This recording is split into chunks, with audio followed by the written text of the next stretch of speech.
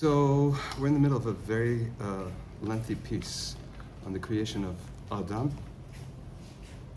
And the last point that we made was how the creation of humankind in the person of Adam itself, which is, so far we've been saying, has been comprised of the aspects of B'Tzalmenu, Kidmusenu, which are Zachar and Nekeva. So we spoke about how he incorporates within his being 4 levels, right? Moving from the bottom up, we have his guf, and his nefesh, and his ruach, and his neshama, and those correspond to the worlds, the olam hashafel, and then you have the olam hagalgalim, and above that the olam hamelachim, and above that the olam ha'elyon, and these correspond to pardes, which are the 4 levels of Torah: pshat, remez, drush, and sod.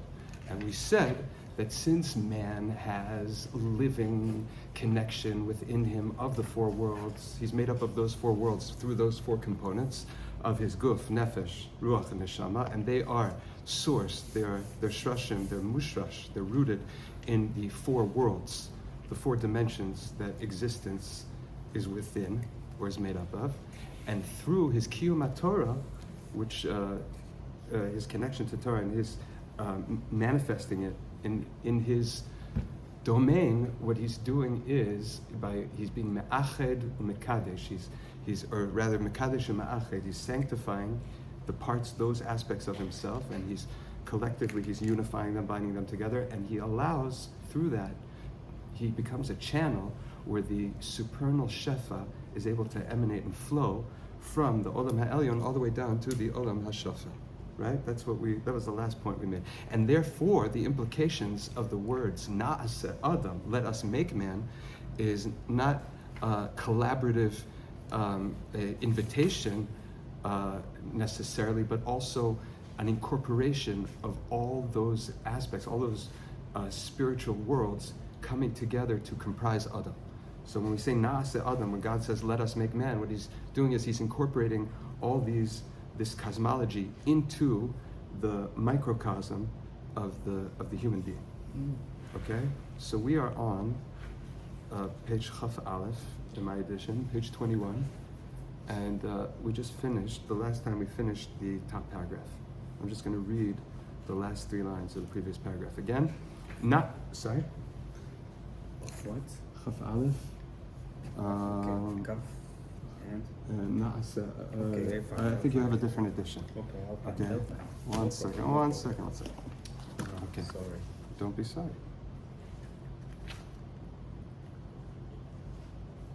Okay. Okay. Na'aseh Adam. That's a quote from the verse, right? Okay, so just to recap, it's really important because we are working with a section of verses. It first starts off with Na'aseh Adam, let us make man, right? Na'aseh Adam, B'Tzalmenu Kidmutenu, and he will descend to the fish of the sea and the fowl of the heavens, etc., etc. And then after it says Na'aseh Adam, let us make man, it says Vayivra Elokim, and God created Et HaAdam, the man, B'Tzalmo, just in Tselem, B'Tselem Elokim bara oto, Kama Zachar v'Nekeva bara otam. And then it says that he blessed them, Vayivarech otam Elokim, and then it says Vayomer lahem, and he said to them, and we asked what is the words, and he said to them, adding to Vayivarech otam, and he blessed them.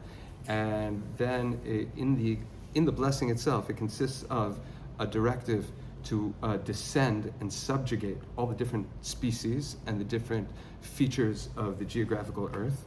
And then it says that they're allowed to eat herbage and vegetation, and at the same time, right, we stuck in there, so to speak, God says, and the animals should eat X, Y, and Z. We asked about that, and then also we asked what the significance of Tov Me'od is. Okay, so just to remind us all what we're working with that section. Okay, because we're going to run through it in the answers. Okay, so now V'navo el ha'inyan, and we arrive at the point. V'hu kihin. I'm sorry. Na'aseh Adam, let us make man. Lashon Rabim, right? The word Na'aseh, the verb. I'm sorry. Na'aseh, let us make, is a language of plural. Kimdubar el kol arba olamot, because it is referring to all four worlds, the aforementioned worlds. Shebihit chabrut kulam, that in binding all of them together, ye'aseh adam, man will be made. Kasher yavo, b'siyata dishmayos, will be further explored and explained with the help of heaven. Okay, v'navo el ha'inyan, here's the point. V'hu, ki hine yadanu mirabotenu zal, we know from our masters, the Chazal, ma gadlu kitruge malache hasharet al briat ha'adam. We know how great it was, the protests of the ministering angels and the antagonism, the prosecution, so to speak, of man by the angels, as captured in the verse in Tehillim. The Amram Elav Yitbarach, when they said to God, Ma enosh ki tizkarena, what is man that he should be remembered, or that we should remember him? Meaning, they challenged the validity of man's creation. They challenged man. And they said, God, why are you doing this? What is the justification for creating this creature? V'hu al heyoto mi'utad lachet. And that is because of the very real possibility, but not just the possibility at that point without knowing the future, but with the knowledge that ultimately man would sin. Mi'utad lechet. He will sin in the future. Ve'al kain, and therefore, bidor hamabul, in the generation of the flood, shavu al mishmartam, the angels returned to their vigil. Lidaber v'lomar lefanav yitbarach, to speak against man and to say before God, Halon nimtzau divareno, is it not true that our words are founded? Meaning, have they not been justified? Ki hine hirbu lifshoah, because man as a species has multiplied their sin and their crimes. Uma'abdim es ha'olam, and they threatened the loss of the whole world. Shenivra ba'asar ma'amarot, which was created with 10 utterances. So this is a reference to a Mishnah in Avot. It says, there's a fascinating Mishnah. The Mishnah says, why is it that God created the world, or the creation, with 10 utterances? He could have done it all in one. And then the cryptic answer is to give schar to the tzaddikim who are mekayem the asar ma'amarot, because the tzaddik justifies and validates the being of the existence, meaning he's the reason why existence is currently existing, and therefore he is mikayem, not just one ma'amar, but 10 ma'amarim. God wanted to, so to speak, give extra schar to those that justify creation, and to give onesh to the Rishaim who challenged the world. They jeopardized the world, which was created with asar ma'amarat. As if to say, to quantify the reward of the tzaddikim and the punishment of the Rishaim. That's a very fascinating Mishnah, and I would invite everybody to kind of do some exploration and figure out what the deeper meaning is. But in the meantime, here, the Alshech HaKadosh is referencing the fact that a tzaddik justifies when he's matzdik the Bria, and the whole world exists through him. So he's being mekayem 10 discrete, separate utterances of God for existence. And here in this case, right, the challenge of the angels was, at the generation of the Mabul, we see that man really, all those 10 utterances, they're trying hard to puncture. Al Kain Omer, therefore, in our story here, within the creation of man, all this is anticipated, and the verse says, Ki ba lasim lifneim kavanati bar'o. HaKadosh Baruch Hu here is presenting to the Malachei Hashares that say, Ma enosh ki tizkeranu.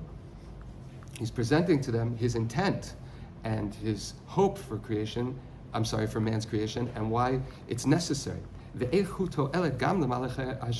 not only that, but how the ministering angels themselves are reliant on his creation. They need him. Why? Their whole job, their mission, is that they can be conduits and channels in order that this divine shefa can emanate bracha to sustain the world.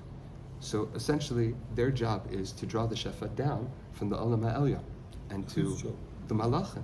The Malachei Asharit essentially are the agency of HaKadosh Baruch Hu. HaKadosh Baruch Hu's primary activities, so to speak, in the creation of the world is to sustain it through his shefa, and the Malachim facilitate that.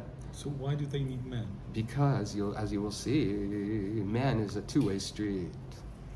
Just hold on one second. What, if you would say, right, if I just asked you, what do the angels do? What is the purpose of the angels? What would you say? To do God's will. God does that, God's will. What do you mean? What is God's will? What is the agency? Particular missions, like fingers and hands within this world? I mean, everything that God does in the world, all the hashgacha is essentially what? To maintain the world and to allow for the shefa to come. So in some way, meaning they act a certain way, but that's ultimately their job description. And you'll see that the same thing by the Galgal, meaning every strata of the worlds in their own way and in their own, with their own directives and their own nature, they basically are meant to channel to receive the energy above and channel it below. Ki malachtam, their work, lihiyot sinora, to be channels, laharik shefa bracha, to shoot forth the divine sustaining energy, to manifest a bracha, l'kayim olam, to sustain the world. Gam hu lo yiyeh el male adam. Even that job description, the malachim cannot facilitate themselves without the creation of man. Why? Ki bil ado, without man, eze chevel asher yikasher ha'olam hashafel hachamri, af im asher alaf, hu olam hagalgal.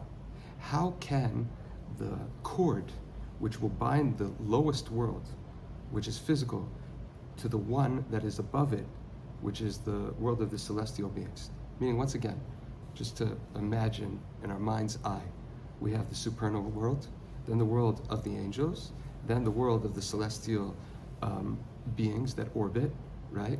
And then you have the lower material world. So the angels can receive from the higher world. But what will, meaning, and they can bring it down, they're bound also, they're sandwiched. They have the supernal world above them and the celestial world below them, and that means they can receive and they can send, but how are that shefa ultimately going to go from the galgalim all the way to the olam hashafel? What is the cord? Who is in charge on the level in the lowest world to receive, to make sure that it's a full circuit? Right? Eze chevel, which cord, asher yikasher, which will bind ha'olam hashafel, the lowest world, hachamri, the physical, af im asher alav, to that which is above it, hu olam hagalgalim, the world of the celestial beings. Umagam ata im olam hamalachim.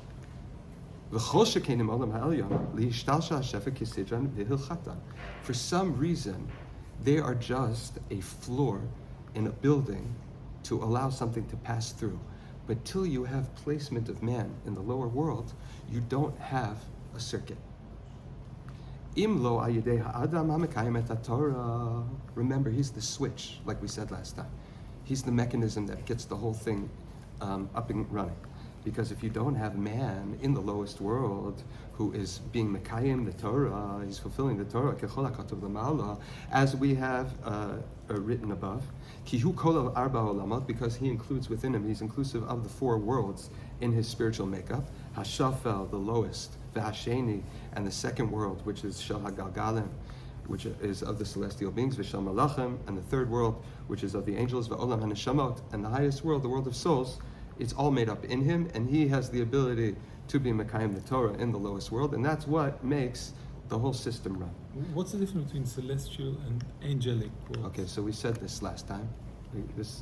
We point this out, I guess, every time.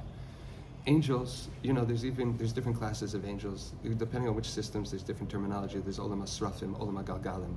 But apparently in Yecheskel's vision, there's some sort of image and a makeup. And the lowest world of celestial beings that facilitate the Merkava is the Olam HaGalgalim.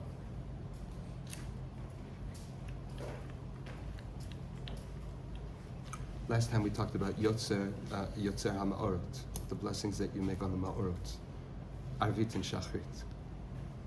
That they're lower than angels, they're, right, the celestial agents of God that are manifest already in that they have counterparts, physical counterparts in the Rakia. They're called Galgalim, they orbit, meaning they're the feature of nature, meaning it's almost it's an expression already of spirituality programming nature, the maintenance of nature on the spiritual level. Okay,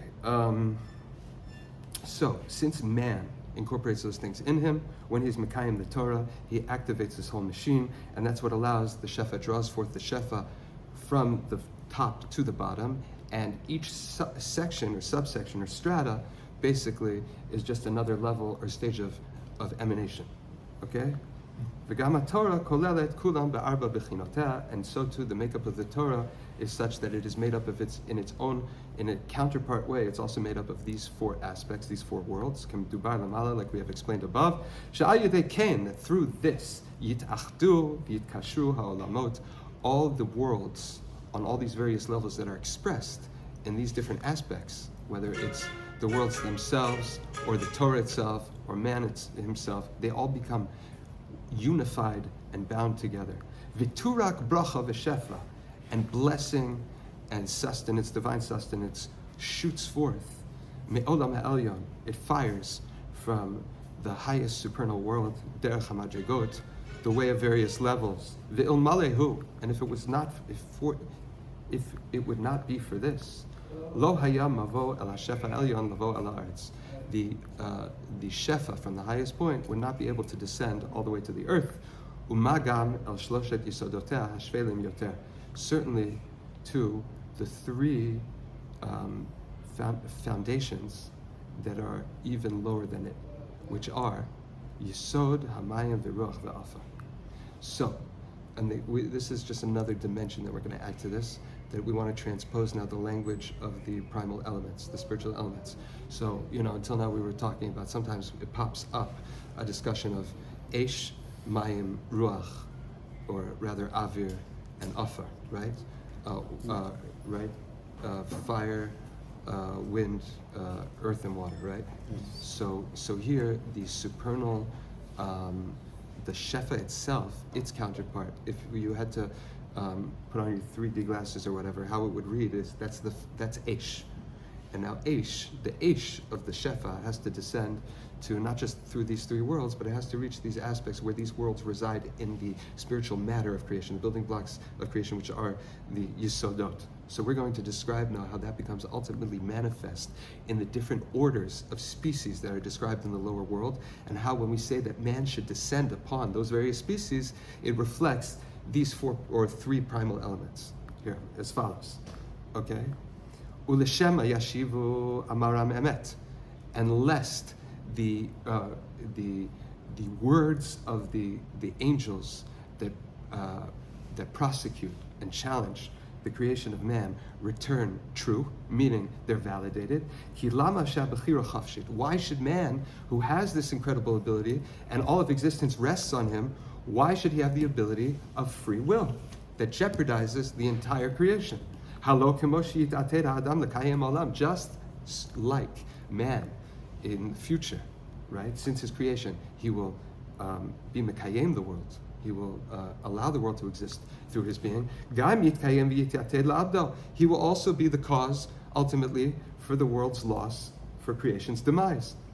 Meaning, it's not just that he's empowered, but we gave him the ability also to choose wrong, and it's a two-way street. So, if he's mekayem the Torah, he's great. He's doing what he was designed to do, and the whole world works. But since he was given free will, and creation is bound to him, so if he descends, he brings the whole world down.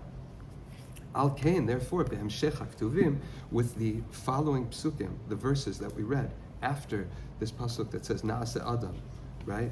And Vayivra Elokim et Adam, Horahu Yitbarach, God is demonstrating To'elet Adam, the value, the benefit of man, El Shefa V'Kiyum Ha'olamot, how man is a boon for creation, because he allows for the Shefa to come and for the continued existence of the worlds.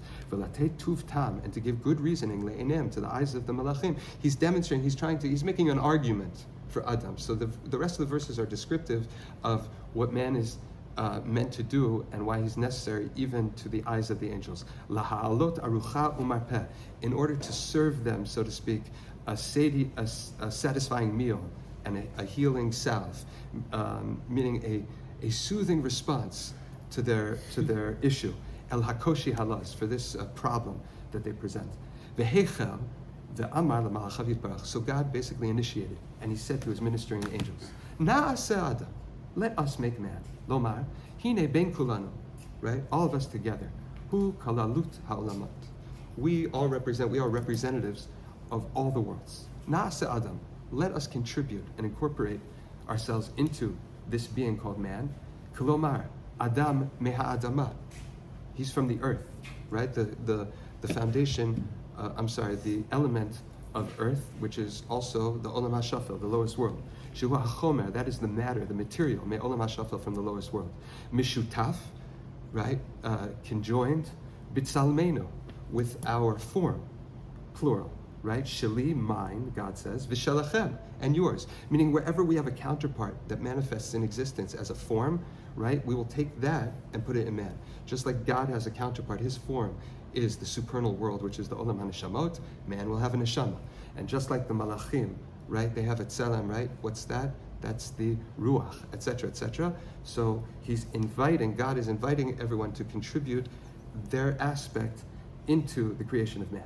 Shekol el olam ha'elyon, right? Bitzalmenu, right? In our image, that includes the supernal world. Shehu ala neshama, that's the neshama ultimately that goes into man. Ve'olam ha'malachim ala ruach, and the world of the angels, that's the ruach, the spirit.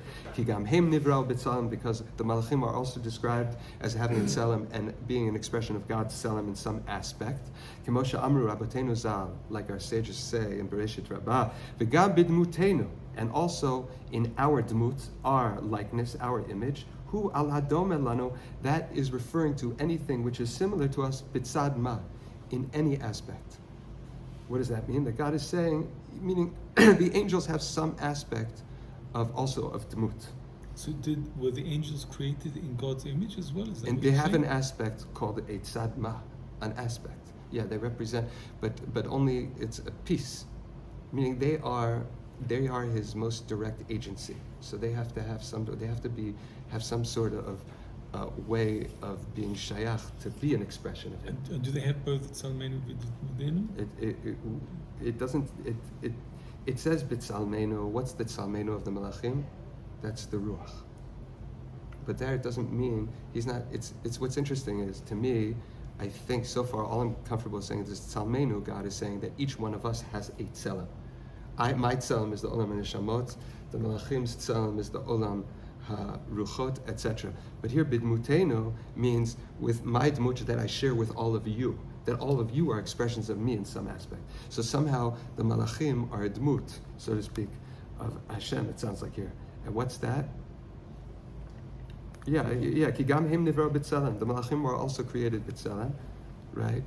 And here they also have the mut, I guess. V'hu hanefesh me'olam ha'galgalim kechol ha'katuv l'mala. So here he said no. He's saying that the tzalmenu includes the neshama and the ruach, and the dmutenu is already the nefesh. Meaning dmutenu is a lesser. He's saying that at some point it breaks down. It's no longer a tzalmenu, it's a dmutenu. So dmutenu already is the olam ha'galgalim kechol ha'katuv l'mala, as we have read the nefesh, which we said before.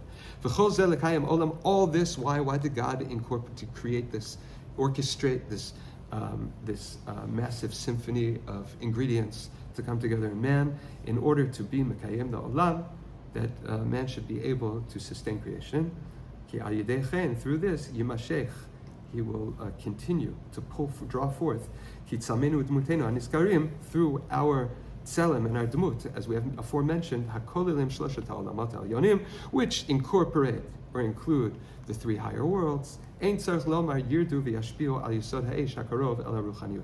And there's no need to talk about, right? We mentioned how it will descend all the way to the lower three elements, and there's no need to mention fire here, because that's already, obviously fire is the most, here he wants to say that it's the closest element of spirituality to that its nature overtly represents spirituality. So obviously, if we say the shefa is going to go down to the water and the earth, the wind and the earth, etc., we don't have to mention Eish. Ki imgam yirdu b'dgas hayam, right? And then when the verse says that man will descend upon the fishes of the ocean, it means that he will be the conduit that will receive the shefa, and it will go below him to the level of the fish in the ocean, meaning hu yisod hamayim, that is, right, feeding the spiritual element of water.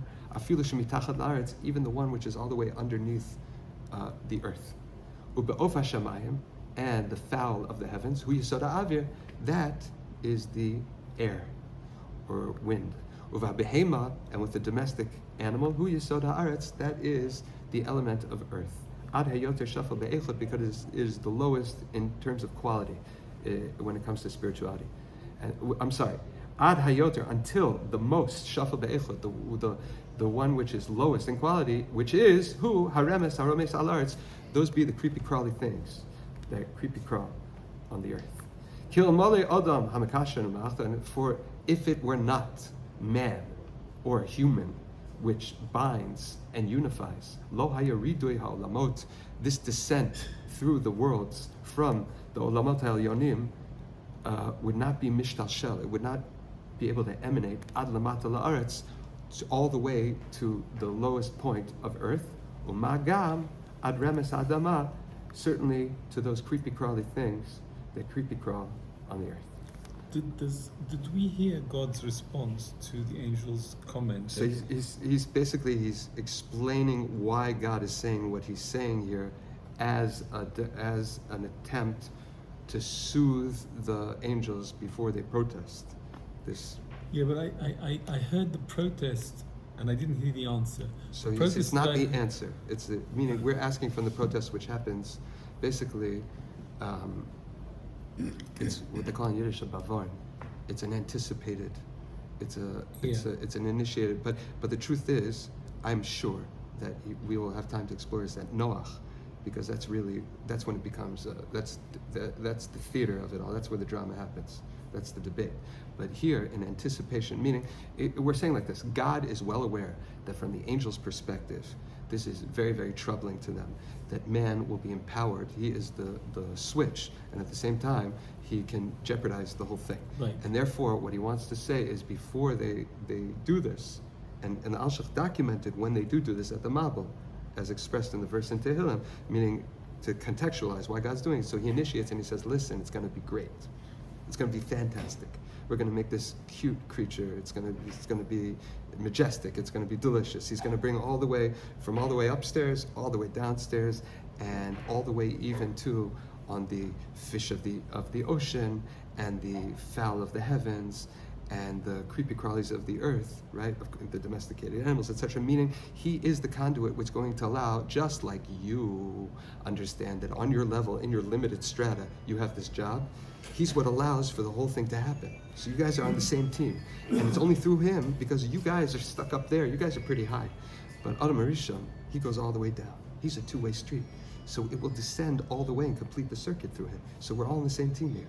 So I understand that as a positive thing. But yeah. How does he answer the negative, which is he doesn't, because the debate doesn't come up yet. Thing. That meaning, okay, so he doesn't have an answer because we didn't have the question yet. But there was no need for time. Meaning, how do we understand these verses? These verses are talking about what does it mean he will descend and he will conquer, and why does it have to enumerate all these different species, right, of creation? So he's saying this is a description of what man's meant to do. Mm-hmm. Why is it here? Because it's part of an explanation of the na'aseh. What's the na'aseh? God was sensitive to the angels that would have limited understanding and would feel threatened and would be prickly about this. Mm-hmm. Doesn't mean that they asked yet. And when they do ask, oy vavoy, which is going to be by the Mabul. But the Alshech is using that to contextualize here that essentially God is he's making a case for Adam. Meaning otherwise, why would he, what's the na'asa and what's all the other stuff in the back? And did we answer the question as to why do you have to give us the description that the animals eat the food? So we didn't get to that yet. Okay. Right now we're talking about the verse, 2 verses before, where it says he will descend and he will subjugate and all these things. So the subjugation now, we're going to address later that the subjugation is actually self-subjugation. It's conquering the tzaddikim that conquer the Yetzer Hara. But here, in a way, it means subjugate, it means to subordinate. In a way, it means to, the descending upon here is actually a drawing forth of shefa. And these species or classifications are not meant to be subject to him, but rather they're supposed to benefit each on their level, lower and lower level of a descent of the emanating shefa. So that's how that's where we're at in the verse. Okay, we're still doing Nase Adam, the declaration. And is it suggesting that if it wasn't for man, Yeah. that there wouldn't be the bringing down of the shefach to the angels level? I mean, No, that it would. still It happen, seems no? like it would get stuck. So even the angels can receive from the supernal world, and they can pass it off to the Galgalim. But what are the Galgalim going to do? Who's going to catch the ball? Is it going to be the gazelle or the giraffe? We need a human being. But not only that, but the guy on the lowest level, in order for it to work, he has to have a makeup of all the other levels too in micro, so that it can come down. That's what makes him the receiver. So basically, you have a being who's planted locally in the lowest world to receive on their behalf, and yet he's different than everybody else in his strata and everybody above, because he's made up of everything. But why does he have to have parts of everything above in order to receive? Because he is the piece that makes the circuit, and the reason is, see, it's really right now we're just explaining from creation's point of view why man is necessary, but the truth is, from the other way around, it's equally, the other part of the coin is all these worlds and this whole system and this game of Shefa coming down was all made for man. Meaning, good luck trying to explain to the angels, you guys have such a grander sense of my ratzon, and yet I made the world for that guy. They can't compute. See, angels fundamentally are stuck. They're very, very limited because they were given a tremendous ability to facilitate God's will, which you would think is the whole point. There's halavai that we should be like that. That's what we're asked to do, right? And yet, they have no ability to understand the full picture of why God wanted the world, and therefore they cannot be sympathetic to it. They're always asked to do things that they don't understand, meaning their whole programming, in order to do what they have to do, they have to be totally dedicated to God, devoted to Him. And yet they're there just to facilitate man, who by definition is less dedicated so that he can earn it, and they don't understand why that's even higher. So they're frustrated all the time. They're always dispatched, and this is a constant theme. You know, this becomes the Nephilim. This becomes the Dor of the Mabul, which is corrupted by the immorality of angelic beings that became human. This becomes Og, an Og story, and this becomes ultimately a battle between Moshe Rabbeinu and Og, where Moshe Rabbeinu is the model of a human being that becomes angelic, and Og is the fallen angel. And so this is a theme, a deep, deep theme of Ma Enosh Ki Tizkarena, the frustrating. They just don't get it, the malachim. They're almost, and it's painful. It's a part of, they're given too much and too little at the same time. They don't have a complete picture, and therefore. You say that the same about us? No, just the opposite. We understand. The angels will never understand the denizens, the lower creatures. We have all that, and yet we can understand the angels too, because you are a ladder. Okay, where do the worlds all meet? Within us. A human being, a Yisrael, is given the vision of Yaakov Avinu. That's the ladder that is mutzav arza. It is firmly resting on the earth. Virosha magia shemaima, and its head reaches all the way up to the heavens. That happens within you. You are an angel and an animal, right? Your physical makeup is an expression of the animal in existence, and you have an angelic being, that's your neshama. And to come together would be unbelievable, because only in you those two things can come together. And as long as the angel is riding the animal and controlling the animal, and the animal is serving the angel, the world is where it needs to be. But when the animal is running around and the angel is like holding onto the leash and he's banging around, right? That's deplorable. Then the whole world is topsy-turvy. But only in man, that struggle is the problem that the angels have. Why jeopardize the world in that struggle? But that whole struggle is really what gives God the pleasure of the earth, of creation, because an angel can't do anything other than what he's told. So God doesn't want to be a puppet master. He wants a relationship. That's the whole key here. So that's really behind why man is designed this way. So from creation's perspective, we have to explain how it's necessary, because you guys need the world to work, right? So I gave him the job, but it doesn't explain why give him the job, right? Well, I gave him the job really because it's all about him. But go try to understand it. So that's exactly what's really going on here. Okay, now this would be a fine place. It goes on. We will, Be'ezrat Hashem, we'll be doing this for a while, but for at least another 2 full pages and change. But maybe we should pause here. Thanks.